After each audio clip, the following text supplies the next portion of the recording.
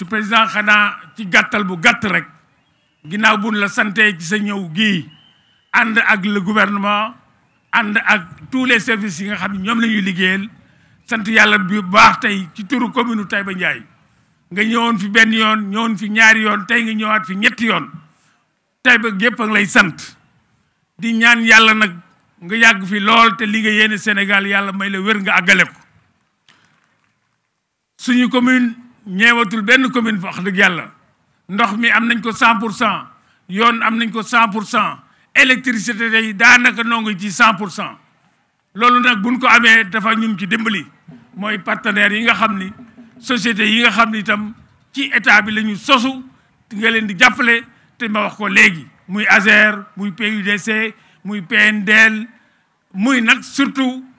le parc éolien bi nga xam ni wax dëgg yàlla sant nañu ci ñëwam ndax yaakaar ju rëy la indi fii ci commune Taïba Ndiaye lim fi réalisé rëy na te paregul liggéey defar na fi ñaari marché def fi salle informatique war a alimenter solaire forage yi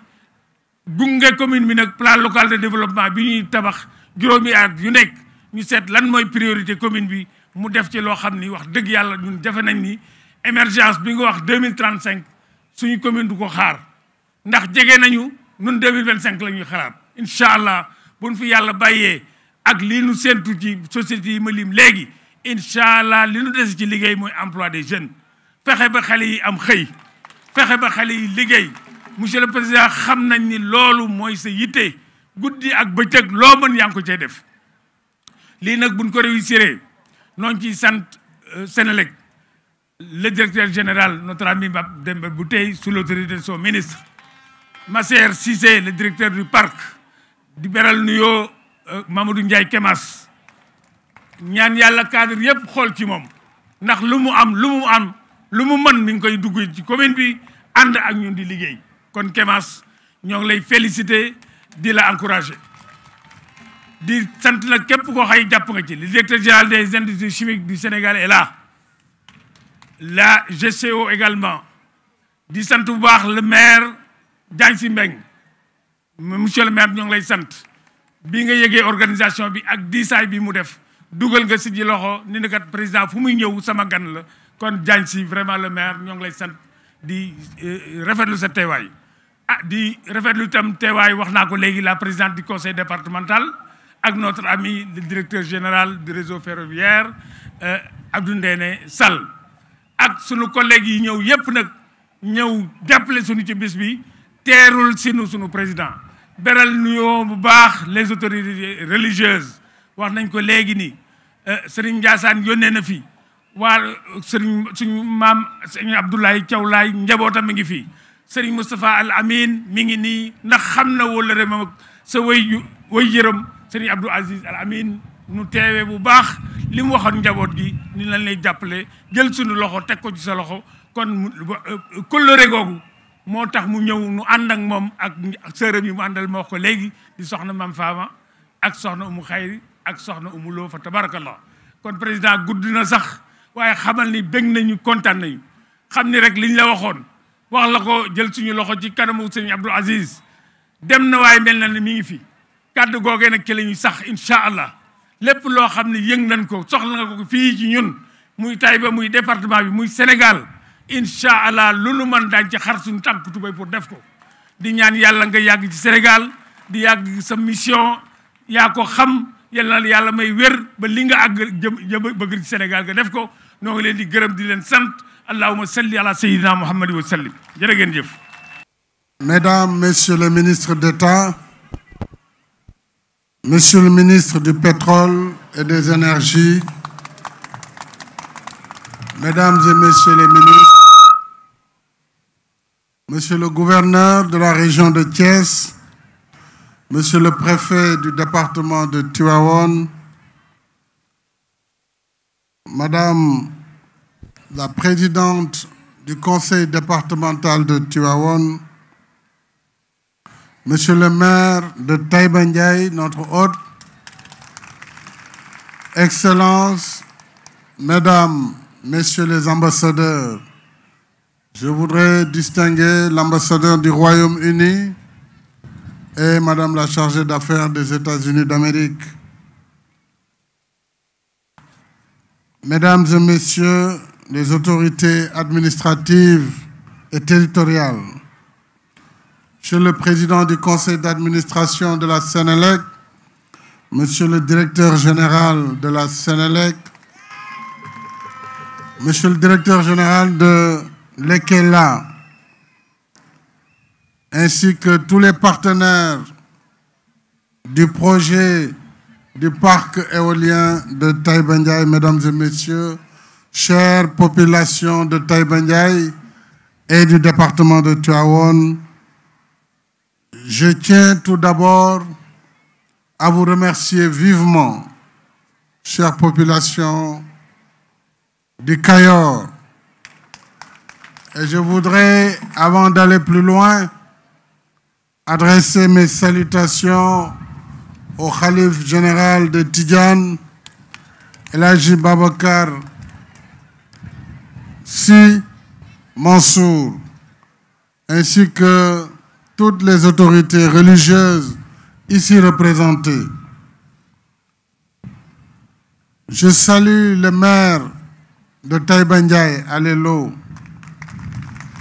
Je le remercie pour son engagement enthousiaste, son accueil toujours chaleureux.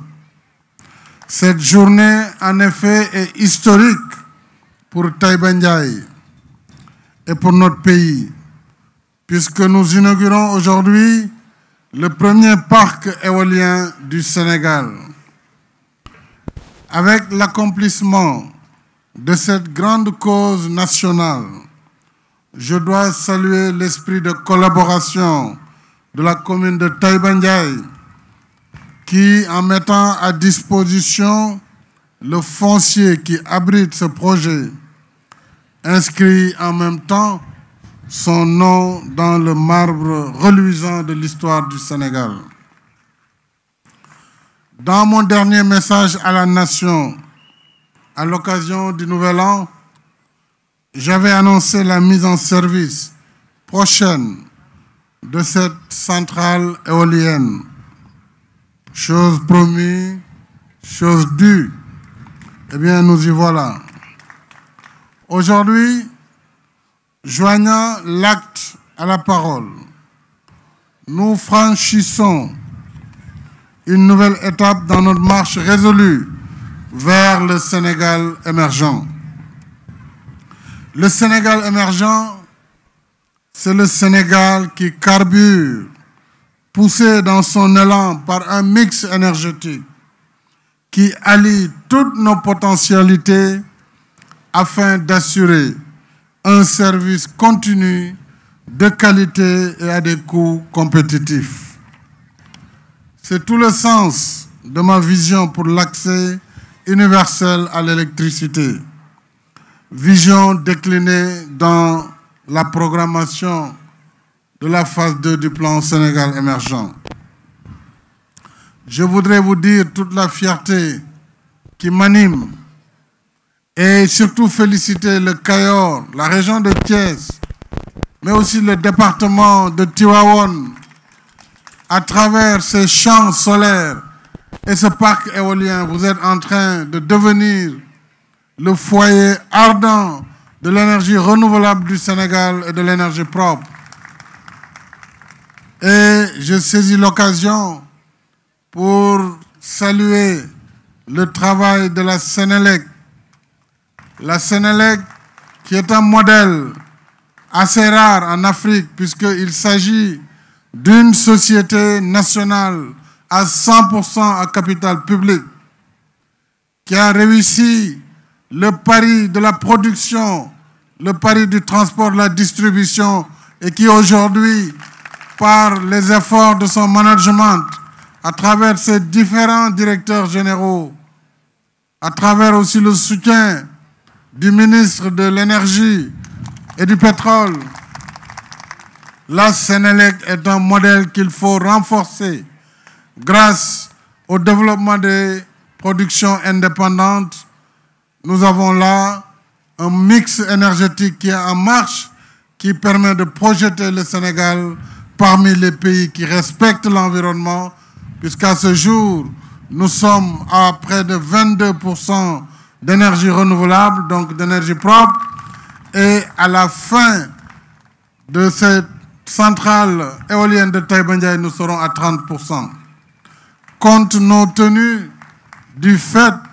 qu'à partir de 2022, dans 2 ans plus précisément, le Sénégal passera du gaz à l'électricité, gaz to power, ce qui devra permettre à notre pays d'être l'un des rares qui utilisera quasiment à plus de 90% de l'énergie propre. Car, il faut le rappeler, le gaz est un clean energy, même s'il n'est pas renouvelable. Je voudrais donc vous féliciter, Monsieur le ministre, ainsi que la Sénélec, puisque ma vision déclinée dans le PSE, à travers la lettre de politique de développement du secteur de l'énergie, a été d'améliorer les performances du sous-secteur, de diversifier nos sources d'énergie pour nous affranchir d'une trop forte dépendance aux énergies classiques, mais aussi d'étendre la fourniture de l'électricité à l'ensemble du monde rural afin que tout le pays soit éclairé à l'horizon 2025. Ce faisant, après l'énergie hydraulique et solaire, en attendant, je l'ai dit, l'exploitation des ressources gazières, dans 2 ans, nous allons nous installer résolument dans l'ère des énergies propres et respectueuses de l'environnement. Nous tenons ainsi progressivement nos engagements au titre de l'accord de Paris sur le climat et de sa feuille de route vers des sociétés et des économies résilientes de plus en plus sobres en carbone. Nous avons là, après les 8 centrales solaires déjà en service, la centrale éolienne de Taïba Ndiaye d'une capacité de 158,7 MW, et cela nous conforte dans la transition énergétique contre le réchauffement climatique. Sur le plan environnemental, cette centrale permettra en effet d'éviter le rejet de 300 000 tonnes de gaz carbonique par an dans l'atmosphère. C'est énorme. Avec la dynamique que nous avons lancée depuis 2014, nous en sommes désormais à 22%, je l'ai dit, d'énergie renouvelable disponible sur l'ensemble de notre réseau national. Et nous serons très bientôt à 30% de renouvelables à la fin de cette seconde phase du parc éolien de Taïba Ndiaye. Alors, ce parc permettra la fourniture à plus de 2 millions de personnes et représente à lui tout seul 15% de notre production électrique. Et nous irons encore plus loin dans le mix énergétique. Et je voudrais demander à l'EKELA de poursuivre l'audace en augmentant ses capacités. Peut-être que nous pourrions aller encore à 100 MW d'éoliennes. Évidemment, sur la base d'un nouveau contrat d'achat d'énergie, il doit être possible, grâce à la combinaison également du stockage, vraiment de faire de Taïba Ndiaye un des foyers de production d'énergie électrique du Sénégal. Pour terminer, je voudrais remercier la compagnie Lekela ainsi que ses contractants qui ont, par leur expertise reconnue à travers le monde, qui nous ont donc fourni ces très belles éoliennes, et remercier surtout les partenaires qui ont financé ce projet. Et je voudrais, à travers donc cela, saluer l'engagement de OPIC, donc des États-Unis d'Amérique, mais aussi les efforts du gouvernement britannique à travers ses institutions, et remercier bien entendu les populations et les élus qui ont fait de ce projet un succès. Pour terminer, permettez-moi de dire que nous allons maintenir le cap du Sénégal en route vers un avenir plus prospère, un avenir plus éclairé au grand bonheur de nos populations, des villes comme des campagnes. C'est cela le temps de l'action. C'est cela le programme Liggéeyal Ëllëg. C'est cela l'équité territoriale. C'est cela aussi la justice sociale. Et c'est surtout cela le Sénégal de tous, le Sénégal pour tous. Je vous remercie de votre aimable attention.